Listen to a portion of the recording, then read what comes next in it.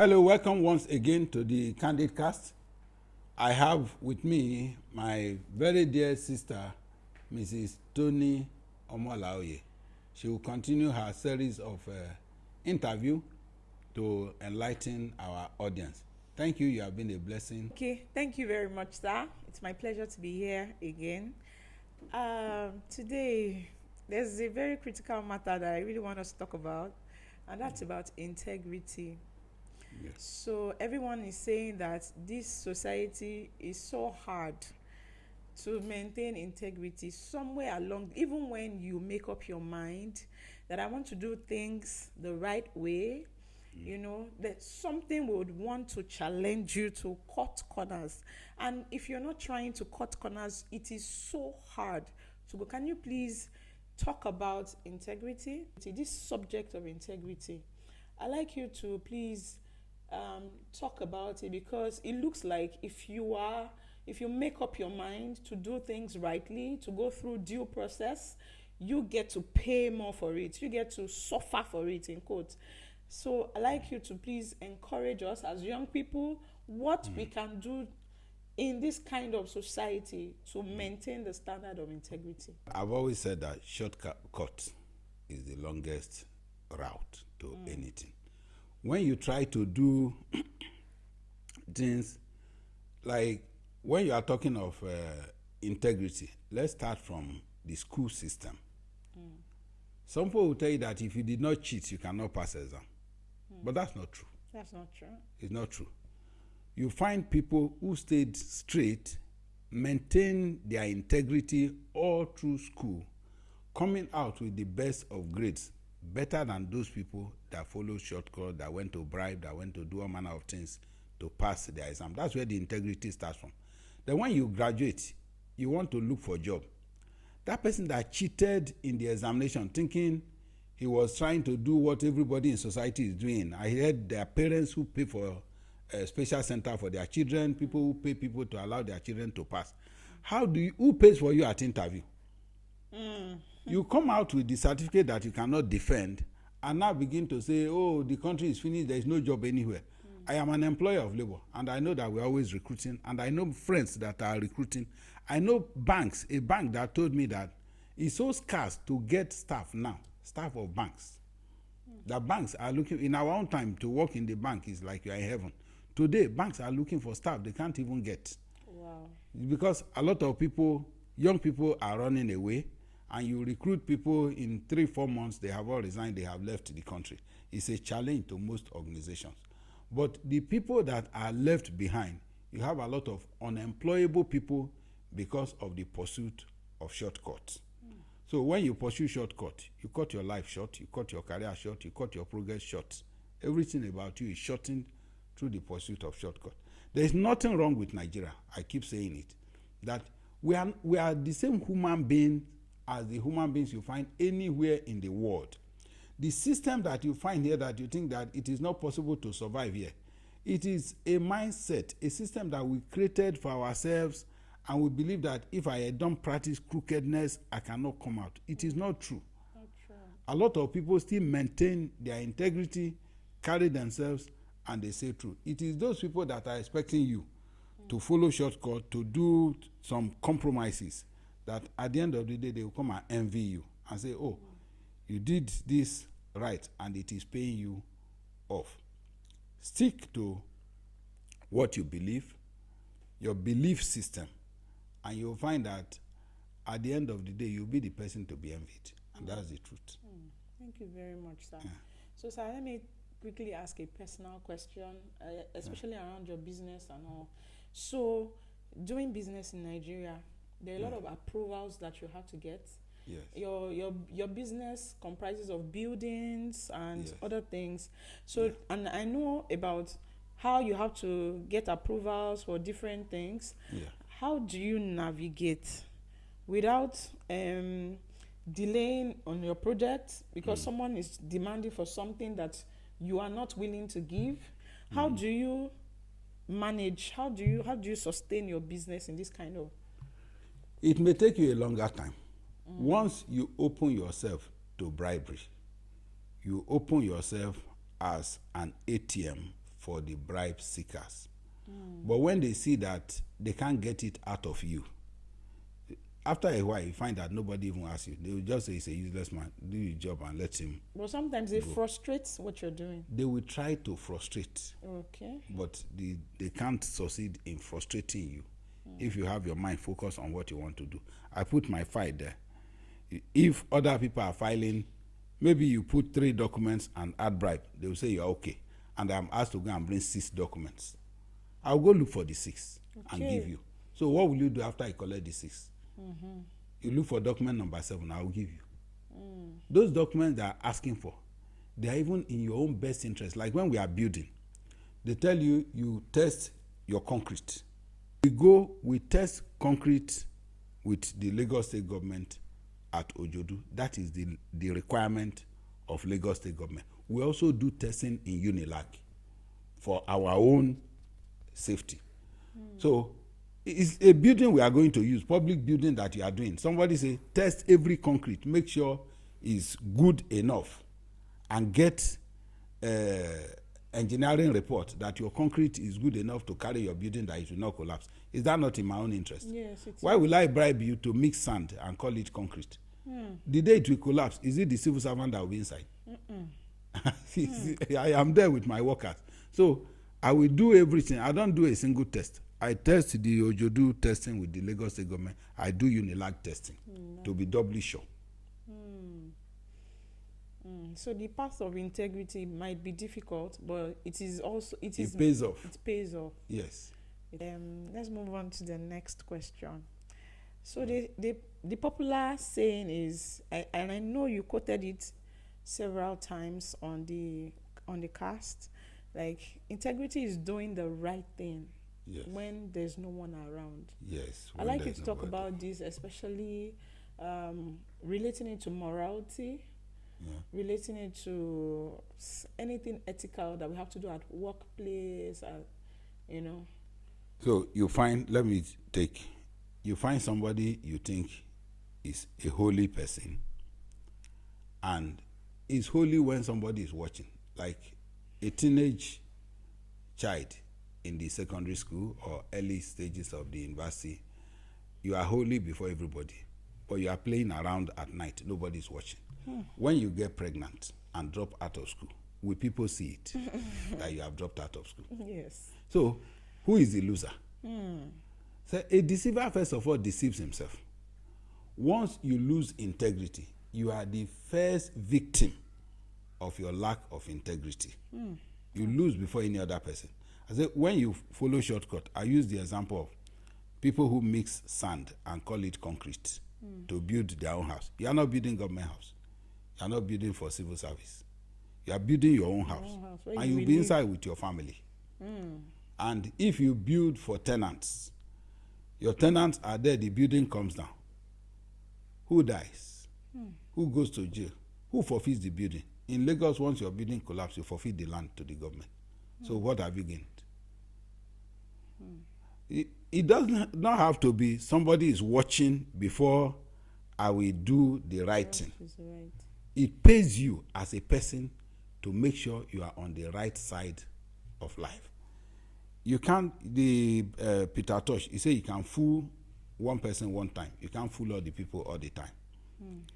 When you are selling something, and you are selling something that is of poor quality, poor standards, you can cheat the people for a while, but that your business is not sustainable. The rumor mills of that his product doesn't last, so Yes.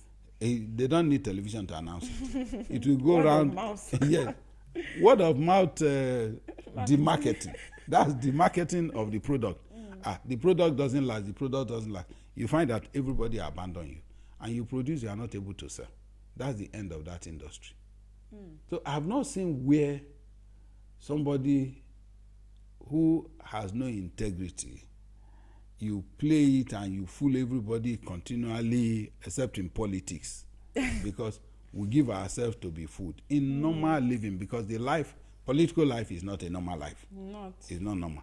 Because people behave like chicken, that even if you tear their feathers off, once you put corn on the ground, they are ready to follow. That's what human beings turn themselves into when it comes to loyalty to political party and politicians. You see what is wrong and you follow. But in normal life, what we are discussing is not politics, but the life of the youth, the life of the individual that is desirous of moving from point A to point B. You want to rise in the ladder of life. What are those things you need to put in place? It is in your best interest to do the right thing, whether somebody is watching or nobody is watching. Thank you so much, sir. Yeah. So, speaking about how to make our society a better place, now this is coming. How do we transfer? We are learning now. Yes. How do we transfer this knowledge? How do we make it such that we can look back and now say, oh, we have come from a long way, but we are thankful for where we are now? There is no collective righteousness. Every man will give account of himself. So we start as individuals. I don't care what any other person is doing. I worked on a farm in my career path. I was legal advisor to a farm. Somebody will steal egg and call it smartness. Somebody will steal chicken and call it smartness. I worked there for 19 years and came out. I learned so much from there because my employer is my mentor. I want to follow his path in whatever he's doing. If you go there and all you know how to do is to steal egg, when you retire, go and steal egg again. That's all you have learned. How to steal egg without being caught. How to steal chicken without being caught. At the end of the day, you find that you amount to nothing once you leave that job. And it happens, it's not only in that career path, but anywhere. If you don't give yourself to learning, I tell people, you don't take up a job. You remember when we were talking about the reason why men work. Earning is one of the least reasons for taking up a job. Take up a job because of learning. So what you learn from there will stay with you. When the earning would have faded away, what you learned will sustain you. And today, I live on the lessons that I learned, not on what I earned. Because I started on a salary of 910 naira a month, and I retired on a salary of 130,000 naira a month. That was my last salary. But it is not the salary that has kept me going. It's not my pension that has kept me going. My pension is 4,800 naira. But what I learned, you cannot take away from me. And it will carry me through life and even sustain my generation. Thank you, sir. So, integrity begins with us. We must take responsibility for ourselves. Yes, for society to be good, we don't wait for everybody to be good. I'm not waiting for the next person. So if you work in a place where people are taking bribe and you refuse to take bribe, learn those things that you can do. There was no time in my career path that I did not have a secondary source of income. There are things you can do in your 1 hour, 2 hours outside of the normal work life that will help you to earn something. Some people have mentioned, some people form tutorial classes to teach people. You don't have to be a teacher in one secondary school or primary school before you have people that you are coaching classes, and you make money out of it. Some other forms, there are so many forms of investment that you can invest. If you are buying shares, what does it take from you? Does it take you time No, it doesn't. to buy shares? You find when did Fidelity finish their public offer? At 9 naira. This year, it's 14 naira. Wow. It has grown 50%. Wow. So those are investments that can increase you. Why should I go and take bribe if I can put money in one stock and in about 5-6 months I'm talking of 50% growth? The person taking bribe, that's all that he knows. That's what life has no vacuum. Once you devote yourself that it is this bribe of a thing that I'm going to survive on, your head cannot even check stock market. The mutual fund is running presently at 20%. Mutual fund, Naira mutual fund. So if we put 10,000 Naira, it's running as it's fixed deposit that they tell you the higher your investment, the higher the interest. The mutual fund is not discriminatory. You're paying that much. All right. Thank you so much, sir. That was so clear. Okay, sir. So we just talked about facing challenges when you're trying to uphold the standard of integrity. Yeah. How do you keep your focus? How do you keep the energy that you have started something with? When in the face of challenges and situations, how do you maintain your focus? How do you persevere such that your eyes remain on the goal and you're able to look away from the obstacles just to achieve that goal? Yeah, you know, I mentioned that obstacles are those things that you see when your eyes are removed from your goal. Yes, sir. Your goal will not allow you to see obstacles. You enter school, 100 level. What you are looking at is yourself as a graduate. That's what's important to you. Yes, sir. It is not how tough one particular subject is, whether the subject is tough or not. That desire to graduate is what is driving you. So this course is difficult. I will surmount it. You will pass it. You know, when we read the Bible, we hear Daniel proposed in his heart. A lot of people take it as one spiritual realm. No. Daniel was a determined person. Basic determination. Yes, his determination. Daniel determined in his heart. That's all that scripture is saying. And can you determine in your heart that this is what I want? What was Daniel looking at? The end goal. This is what I want to achieve. What was Joseph looking at? He saw his parents, his brothers, his sister, everybody bowing before him. So one day I will sit on where people will bow before me. Prison did not deter him. The offer of the master's wife was not an attraction. He had a goal in mind. And the same thing, when you remove, if Joseph would have said, well, it's like this, my dream is far-fetched, but thank God, this offer, I'll be getting plenty food at home. Once you are sleeping with your master's wife, you will not eat without as a slave anymore. Yes. It will serve you as the king. The chief slave. Yes. He won't even be a slave anymore. Okay. So nobody will call him slave. Once he gets the master's wife, he has the house. He will be served as a master. The type of plate, you will not eat with plastic plate anymore. You don't serve a man that is sleeping with you with plastic plate. You will put the best of plates, the best of everything for him. But he had something in mind that is higher than any of those things.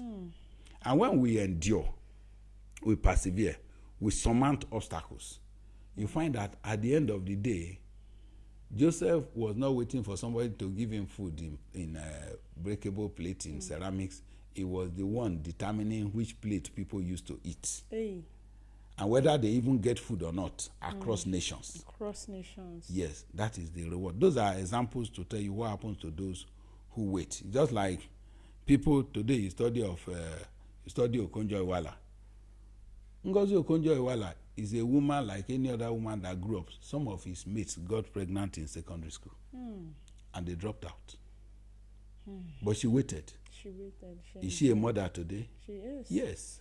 So the fact that you waited does not mean that you will not get, if you want to get more children than those who started rearing children as teenagers, you will get more children than them. It's just a function of waiting. Okay, sir. Thank you so much, sir. And I like this example of Joseph, particularly that you made reference to. But, sir, I still want you to give a word to people who, you know, sometimes when you are waiting, you know that your waiting is for just a number of years. Let me endure. Like, for a student, for instance, you know that maximum of 4 years, 5 years, I'm done with this waiting process. But there's another level of waiting that the time frame is not known, and then it's looking like it is so indefinite, and that is where people actually give up, right? So I want you to please throw more light and then encourage people, just like Joseph. You see, Joseph's waiting, to be honest, the time frame was not known, and it was quite discouraging. So I want you to please throw more light to encourage somebody who thinks that I've been waiting forever and I'm getting tired. I think when we treated this topic, I analyzed Napoleon Hill's Think and Grow Yes, you did. Rich. You see, winners don't quit, and quitters don't win. Most of the people that give up are just an inch away from their success. So if you see it, maybe if I just put the little extra, when you say somebody is an extraordinary person, is a normal human being that just added the extra. That's all that it takes to be an extraordinary person. Nobody was born extraordinary. It's just somebody that choose to do the extra when the ordinary people are giving up. Thank you so much, sir. So people usually give up when they are closest to the breakthrough. That's why he said that the darkest part of night is shortly before dawn. The dawn. So don't give up. The dawn is coming. The light is fast approaching. Hold on. Thank you, sir.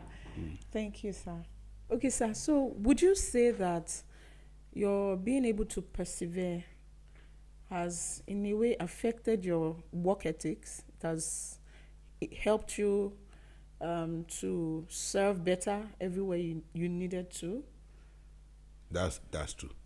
Perseverance will help anybody because nothing good comes easy. Like he said, if it's too good to be true, it surely is too good to be true, and it's not likely to be true. So when you see anything, that's why I said, if you see somebody fall for MMM or this Ponzi scheme, I don't sympathize with them. It's only people looking for quick fix that fall into such schemes.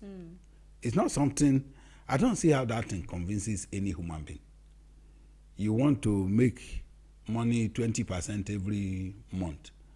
If you collect my money and you pay me 20% a month, why not go to bank to borrow? Even as we are crying that interest rate is 36% per annum, that's still 3% a month. So why do you need my own? If you have a business that is lawful, that is good, that can give that kind of money, you can collect money from bank, and execute it. Those are licensed lenders that can fund any business if you can convince them what you want to do. Don't come secretly to me and say, bring your money, I'll give you 20%. No, it does not work that way. So when you can endure hardship, because people think it's hard, that is the only way. You see the man that built the refinery, that's proper definition of enduring hardship. Used 3 years to negotiate land with one state governor that eventually chased you away from his state after you have borrowed money, foreign loan, and the money has reached Nigeria and interest is running on it. So when we are talking of perseverance, you see, today we are celebrating a man has commissioned the biggest refinery, whether in Africa or in the world, in Nigeria. How did he get there? This man used 3 years to negotiate land in Ogun State. After he had borrowed foreign loan, brought the money to Nigeria, put in GTB, earning zero interest in GTB, and was paying interest to the lenders. He did not give up on the refinery. He came to Lagos, resumed negotiation for land for another 1.5 years. Before you start clearing the land that he was given, no vehicle can go there, no ship can go there. He started with building a port and reclaiming the land. Before we just hear, oh, refinery. Every youth you speak to today want to be the owner of refinery. But the path to it, if you meet such obstacles, will you wait? He waited. Why are we discussing this? You have people ahead of you who waited that you can look at and know what those who persevered benefited, what become of those who waited, and what has become of those who followed, who could not wait, those who gave up too soon. And you find many of them, people who could have been billionaires, are there begging, please send me 10,000, because they could not wait. On your final note, I want to ask, please, sir, have you been faced with situations where you needed to take a decision and it was a tough situation? What informed the quality of decision that you had to take, and how did you escape from such tough times, tough situations? Thank you. This is another question that I will tell you is an everyday thing. Decision making, there was in one of the podcasts where I say, a man is the sum total of the decisions that he has made. The number of decisions you make, conscious decisions you make per day, then per week, per year, and over a lifetime, it informs who you are. If you follow the easy path, which one is easy to handle as a way of making decisions, that's what sends people into shortcut. You don't make your decision on the basis of what is easy. You make your decision on the basis of outcomes. Overall benefit. Yes, a focus on the outcome. Outcome. What will this thing be by the time we are through with it? The impact on human beings, not just personal benefit. It may, if you use personal benefit to take a decision, you make a lot of wrong decisions. What will be the impact on humanity? What will be the impact on society? Will it be better for a lot of people that I will come across with? Like, I gave an example of somebody who was deceiving himself. We were pursued to go and read. Yes, I remember And that. he went there and was deceiving himself, thinking he was deceiving his father. His father had lived his life and gone. The last time I saw him, he was a security guard at a factory. I am operating as a business owner because of the knowledge that I choose. It was so easy to just pretend that you are reading when your parents are not even aware whether you read or you don't read because they are illiterate. But they wanted you to read because they wanted something better for you. But you choose to deceive yourself thinking that you are deceiving them. It's a decision that you have made. And the painful part of that decision is that his children are inheriting the consequences of his decision. His decision. Because as a security man in a factory, his children cannot attend the type of school that my children are attending. His children cannot visit the countries that my children are visiting. Not because those children committed any offense. They are harvesting from what they... So when you are making a decision, know that you are carrying generations with you. And those children that he has robbed of education, he's not in a position to sponsor children in secondary school. So he has given birth to illiterate children. And my own children are growing. They can send their children to Harvard. They can send their children to Oxford. Because of that. So every decision, when you want to make a decision, don't be short-sighted. I think that's where... Focus on the long-term benefits, that the outcome. Life is not about you. It goes beyond you and your immediate situation. Yeah. Wow. Thank you so much for coming once again. I think this is where we'll draw the curtain for today, and we celebrate all our audience who has subscribed to our channel, and we encourage every other person, if you have not subscribed before now, please subscribe, like our channel and our videos, and do share it to people within your circle of influence. God bless you.